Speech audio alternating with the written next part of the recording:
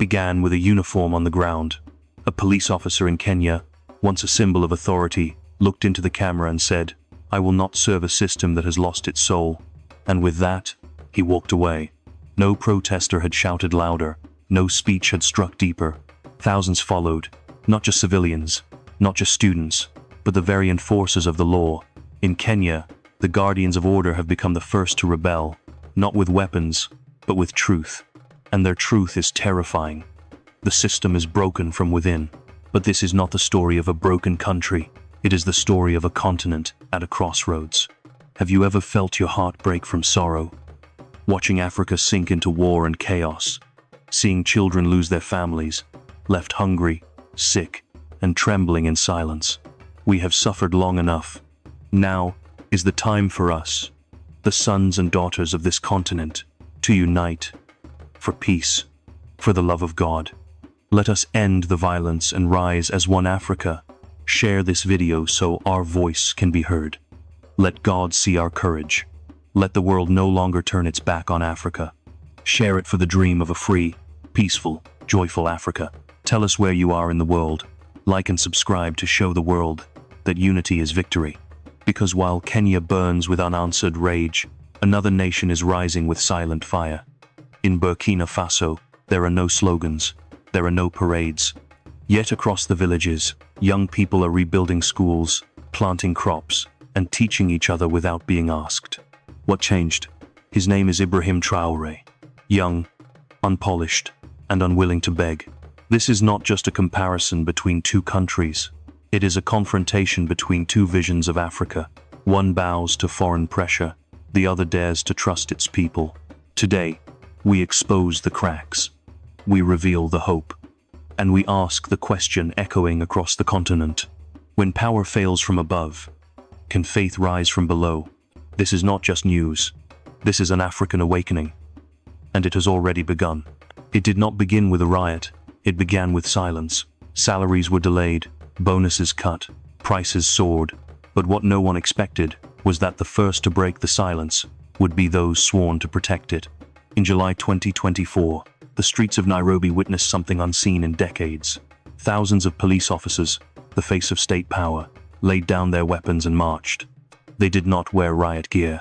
They chanted, "Enough is enough." And in front of live cameras, some tore off their uniforms. They were not joining the protesters. They were becoming the protest. What had brought them here? Inflation had crossed 20%. The national currency lost its value. The International Monetary Fund stepped in with emergency loans, demanding deep cuts to public services. And the Kenyan government, desperate to comply, slashed funding for police, healthcare, and education. The result was more than economic pain. It was humiliation. Officers once feared and respected now stood in food lines beside the very people they once guarded. For months, salaries went unpaid. Allowances vanished. Many could no longer afford rent or school fees for their children. They were no longer enforcers of order. They were victims of the very policies they had been told to protect. One viral video changed everything. A police officer stood before the camera and said, "I did not betray my country. I just cannot serve a system without humanity." His voice cracked, and in that crack, millions heard the collapse of trust. This was not just a protest. It was a confession. In a society taught to believe that the government always knows best, the people now realized even the enforcers no longer believed. And then the ripple began. Civil servants, nurses, teachers, and students took to the streets. But this time, they were not shouting for wages. They were shouting for truth. They were no longer begging for change. They were demanding a new model. The crisis was not just about money, it was about meaning. It was about a nation waking up to a system that had run on silence for too long. In Kenya, the crisis had crossed a line, not just economic failure, but moral erosion. When those in uniform remove their badges, not in shame, but in sorrow, the message is clear. The system is not under threat. The system is already gone. While one part of Africa trembled under pressure, another began to rise. Not with noise, not with force, but with quiet determination. In Burkina Faso, a young man with no foreign education, no family dynasty, and no golden promises walked into power. His name was Ibrahim Traoré, a soldier, a revolutionary, and above all, a listener. He did not arrive in luxury vehicles. He did not speak through glossy screens. He sat on the ground, among women speaking of lost land, children with no teachers, and youths desperate to leave their homeland. He said no, not to the people, but to the International Monetary Fund. When global media called him reckless, his people called him their voice. Traoré rejected foreign loans, not because he did not understand economics, but because he understood dignity. He stood before his nation and said, "We do not need loan conditions, we need living conditions." And something unexpected happened. People did not protest, they volunteered.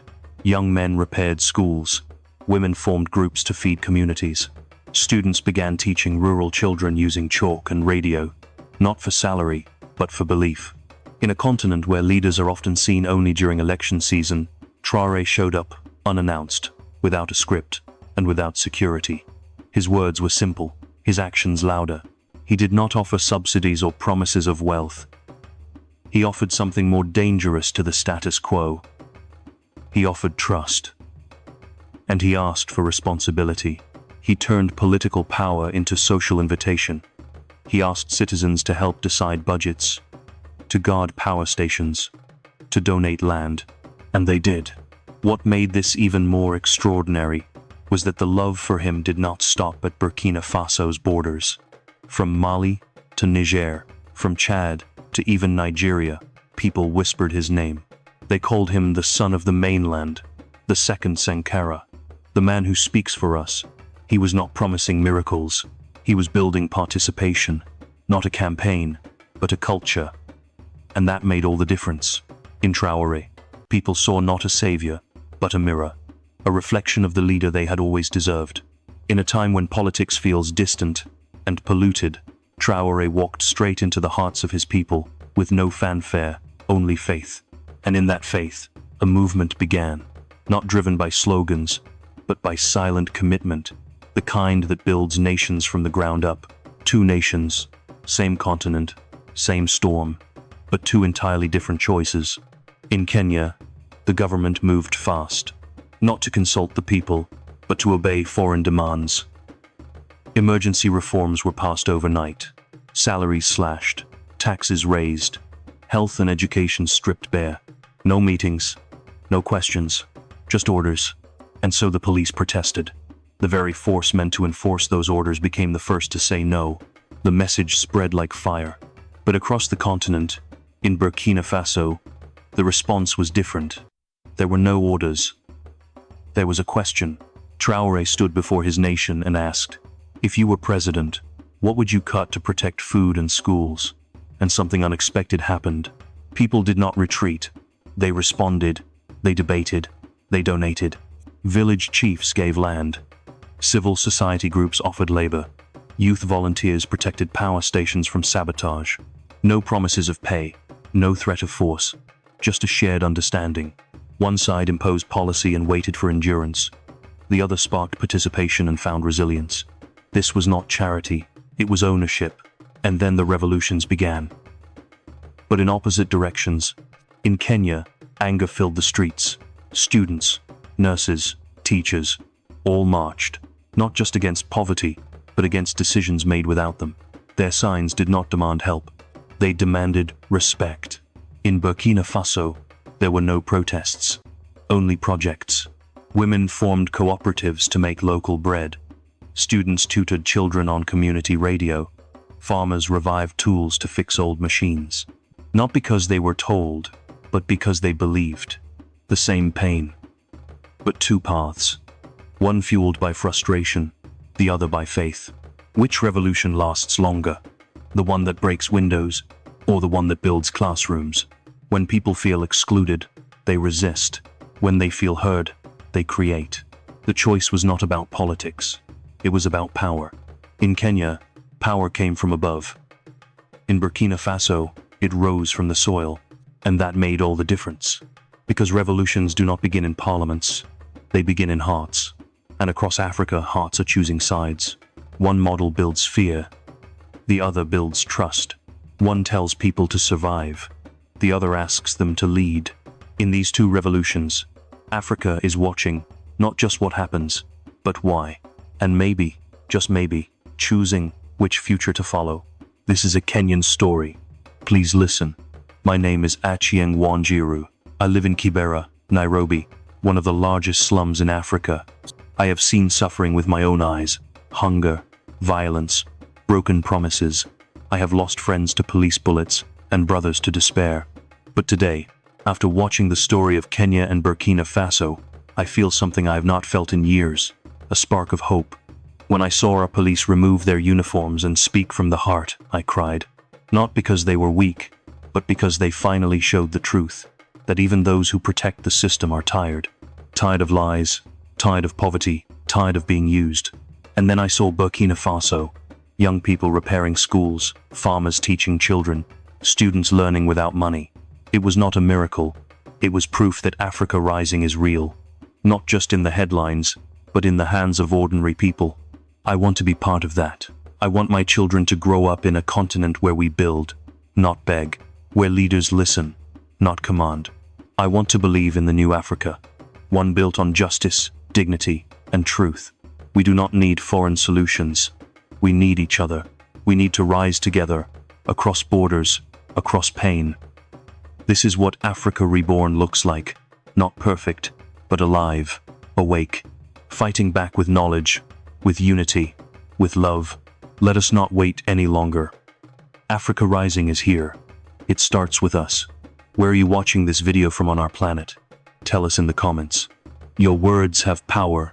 Your voice can awaken Africa. Together, we can rise above war, poverty, and suffering. Let us speak for peace. Let us act for justice. Let us dream of a world where every African child is free to live, to learn, and to hope. Because when one of us speaks, all of us grow stronger. For a world filled with joy and dignity, may God bless your voice and your courage. In times of crisis, people do not look at policies. They look at people. They do not read reports. They read the eyes of their leaders and ask, does this person stand with me? In Kenya, the answer grows quieter each day. The president speaks from behind closed doors. His voice, distant. His image, polished. But his presence, absent. There are no village meetings. No shared decisions. Only instructions and silence. But in Burkina Faso, the answer is different. Traoré does not hide behind numbers. He walks into villages without cameras. He listens. He does not promise miracles.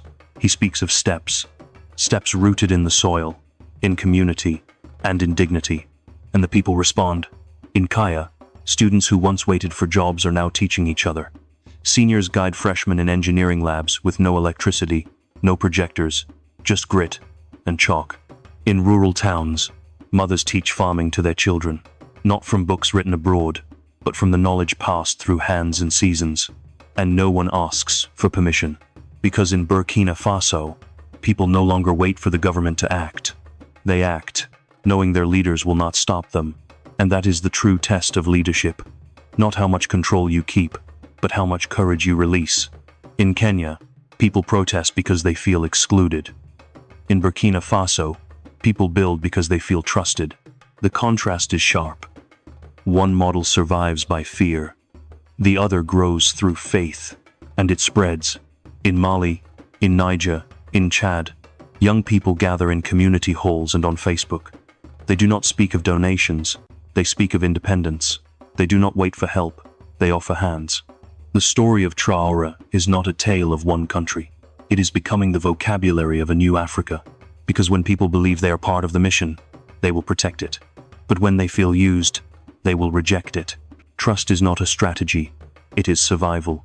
And the choice facing every leader is simple. Will you rule from a palace, or rise with your people? In one, you control silence. In the other, you inspire speech. And history will not remember the one who ruled longest. It will remember the one who made the people believe again. When the world cannot silence a leader with weapons, it tries to silence him with numbers. 2 weeks after Traoré announced a national land reform and called for agricultural self-reliance, the reaction came. Not from rebels, but from financial capitals far away. Western media, began reporting instability in Burkina Faso. Investment firms downgraded its credit rating. Banks froze international transactions.